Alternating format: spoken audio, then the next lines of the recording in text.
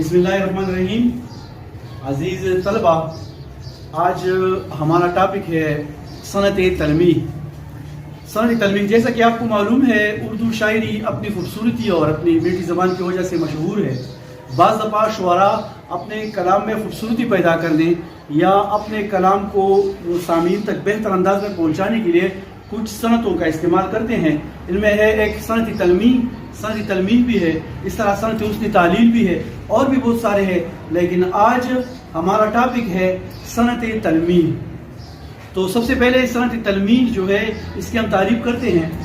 عزیز طلبہ، جب کسی کلام میں خواہ و نثر ہو یا شعر، کسی واقعے کی طرف، تاریخی واقعے کی طرف، کسی تاریخی مقام کی طرف یا پھر کسی تاریخی شخصیت کی طرف اشارہ پایا جائے، اسے صنعت تلمیح کہتے ہیں.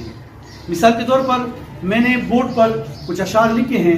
پہلا شعر ہے، شاعر اس میں کہتے ہیں: آگ ہے، اولاد ابراہیم ہے، نمرود ہے، کیا کسی کو پھر کسی کا امتحان مقصود ہے؟ تو فوراً ذہن حضرت ابراہیم علیہ السلام اور جو ہے نمرود، اس کی طرف ہمارا ذہن جاتا ہے. ایک تاریخی واقعہ ہوا ہے، وہ ہمارے ذہن میں آتا ہے. اس کو کہتے ہیں صنعت تلمیح. شاعر نے شعر میں ایک تاریخی واقعے کی طرف اشارہ کیا ہے. اس کے علاوہ میرے پاس دوسری ایک مثال ہے، پھر آپ کو بات اور بھی واضح ہو جائے گی. آ رہی ہے چاہے یوسف سے صدا، دوست کیا توڑے ہیں اور بھائی بہت. یہ مولانا الطاف حسین علی کا مشہور شعر ہے. آ رہی ہے چاہے یوسف سے صدا، دوست کیا توڑے ہیں اور بھائی بہت. چاہے یوسف وہ کنواں جس میں حضرت یوسف علیہ السلام کو روایت کے مطابق اپنے بھائیوں نے اس کنویں میں اپنے یوسف علیہ السلام کو انہوں نے ڈال دیا تھا.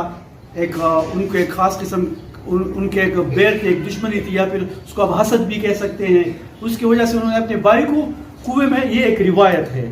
تو چاہے یوسف ایک مقام ہے، وہ کنواں جس کنویں میں حضرت یوسف علیہ السلام کو بھائیوں نے ڈالا تھا.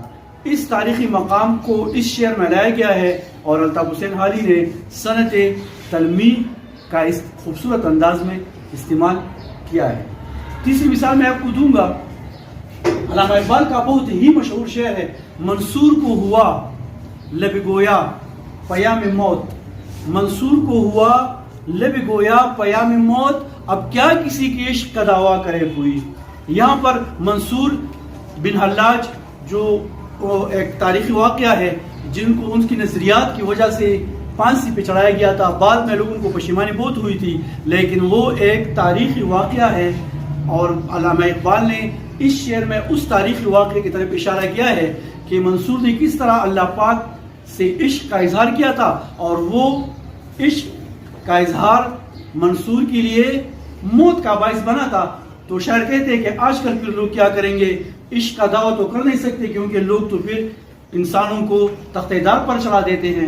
تو یہ چند اشعار تھیں جو میں نے آپ لوگوں کے سامنے پیش کیے. ان اشعار میں شعراء کرام نے مختلف تاریخ واقعات یا مقامات کا ذکر کیا ہے، اور اردو شاعری میں جب اس قسم کی مثال دی جاتی ہے، اس کو کہتے ہیں صنعت تلمیح. تو امید ہے آپ کو سمجھ آ گئی ہوگی کہ صنعت تلمیح کسے کہتے ہیں. اور مزید اس طرح کے ویڈیوز دیکھنے کے لیے جو ہمارا چینل ہے وہ سبسکرائب کیجئے اور لائک کیجئے. آپ کو مزید اس طرح کے بہت سارے ویڈیوز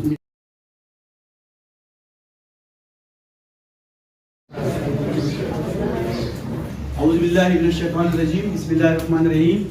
عزیز طلبہ، صبح بخیر. آج ہمارا ٹاپک ہے صنعت حسن تعلیل. اس سے پہلے ٹاپک میں ہم نے دوسری ایک صنعت بیان کی تھی، صنعت تلمیح.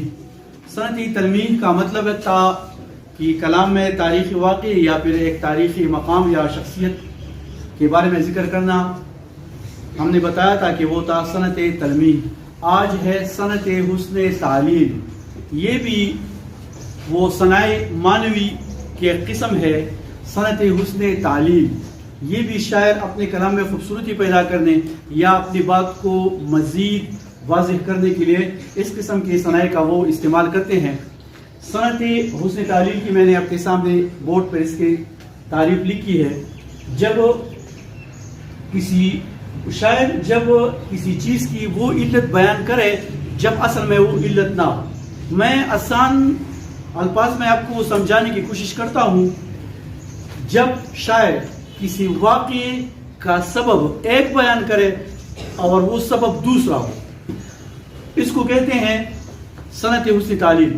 مثال کے طور پر میں کہتا ہوں کہ جب وہ رخصت ہو رہا تھا، جب وہ اپنے گھر سے باہر رخصت ہو رہا تھا تو لوگ رو رہے تھے اور بارش بھی ہو رہی تھی، گویا ایسا لگ رہا تھا کہ اس کی جدائی میں بادل بھی رو رہے ہیں۔ اب اگر بادل رو رہے ہیں تو اس کا یہ مطلب نہیں کہ کوئی گھر سے جا رہا تھا۔ یہ تو شاعر نے خوبصورتی پیدا کرنے کے لیے ایک قسم کا انہوں نے ایک صنعت حسن تعلیل کا سہارا لیا ہے۔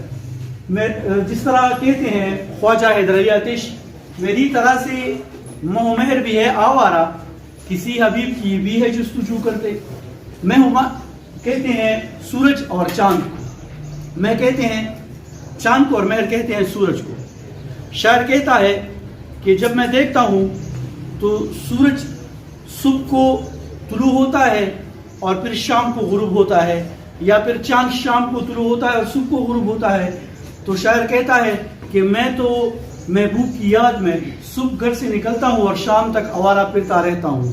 تو شاعر نے یہ سورج کو اور یہ جو مثال ہے چاند کو بھی انہوں نے دی ہے۔ شاعر کہتا ہے کہ یہ سورج جو ہے یہ صبح سے لے کر شام تک آوارہ پھرتا ہے، اور یا پھر یہ جو چاند ہے یہ ساری رات سے لے کر صبح تک آوارہ پھرتی ہے، یہ بھی اپنے محبوب کی تلاش میں ہے۔ گویا میں تو محبوب کی تلاش میں سارا دن جو ہے وہ آوارہ پھرتا ہوں، یہ سورج کیا کرتا ہے؟ یہاں پر سورج جب نکلتا ہے اور غروب ہوتا ہے تو اس کا یہ مطلب بالکل نہیں ہے کہ وہ محبوب کے پیچھے بھاگ رہے ہیں۔ یہ تو ایک قدرتی عمل ہے، ایک پروسیس ہے۔ اس پروسیس کے ذریعے سے سورج جو ہے وہ صبح نکلتا ہے اور شام کو غروب ہوتا ہے، یہ ایک نظام قدرت ہے۔ لیکن شاعر نے اس کی دوسری علت بیان کی ہے، کہتے ہیں کہ سورج بھی میری طرح عاشق ہے گویا، اور اپنے محبوب کی تلاش میں صبح سے شام تک آوارہ پھر رہا ہے۔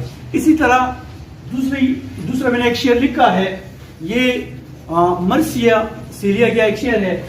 پیاسی جو تھی سپاہ خدا 3 رات کی، پیاسی جو تھی سپاہ خدا 3 رات کی، ساحل سے سر پٹکتی تھی مجھے فرات کی۔ اب دریائے فرات یہ کربلا کے نزدیک ایک دریا ہے، اس میں اشارہ کیا گیا ہے ان جو حضرت حسین رضی اللہ عنہ کے ساتھ لوگ گئے تھے، 72 اہل بیت حضور صلی اللہ علیہ وسلم کے خاندان کے لوگ، ان کے اوپر جو تھا وہ یزیدی فوج نے پانی ان کے اوپر پابندی لگائی تھی، وہ پانی تک نہیں پہنچ سکتے تھے اور وہ 3 دن سے پیاسے تھے۔ اسی دوران میں جو دریائے فرات کی جو موجہ ہے وہ جب کنارے سے ٹکراتی تھی تو شاعر نے کہتے ہیں کہ گویا وہ بھی غم میں ہے، اور غم کی وجہ سے اپنا سر جو ہے وہ بار بار کنارے سے وہ ٹکرا رہے ہیں۔ حالانکہ یہ دریائے فرات کی موجوں کی ٹکرانے کی وجہ یہ نہیں تھی کہ وہ حضرت امام حسین یا اہل بیت کی وجہ سے پریشان تھے، یہ تو ایک قدرتی امر ہے، جہاں سے دریا گزرتا ہے تو اس کی ساحل کی موجیں جو ہے وہ کنارے سے ٹکراتی ہے۔ تو علت ایک ہے، اور شاعر نے اپنی بات کو سمجھانے کے لیے یا اپنی بات میں خوبصورتی پیدا کرنے کے لیے اس کی دوسری علت بیان کی ہے، اس کو کہتے ہیں صنعت حسن تعلیل۔ امید ہے آپ لوگوں کو یہ میری بات سمجھ آ گئی ہوگی۔ یا جس طرح کہتے ہیں میر کی بھی بہت سارے اشعار ہیں جن میں انہوں نے صنعت حسن تعلیل کا انہوں نے اس طرف اشارہ کیا ہے۔ جو یہ مثالیں ہیں ان مثالوں سے آپ کو حسن تعلیل سمجھ آ گئی ہوگی۔ انشاءاللہ پھر کسی نیکسٹ ویڈیو میں کسی دوسرے ٹاپک کے ساتھ آپ کے ساتھ ہم کلام ہوں گا، تب تک کے لیے اجازت دیجیے۔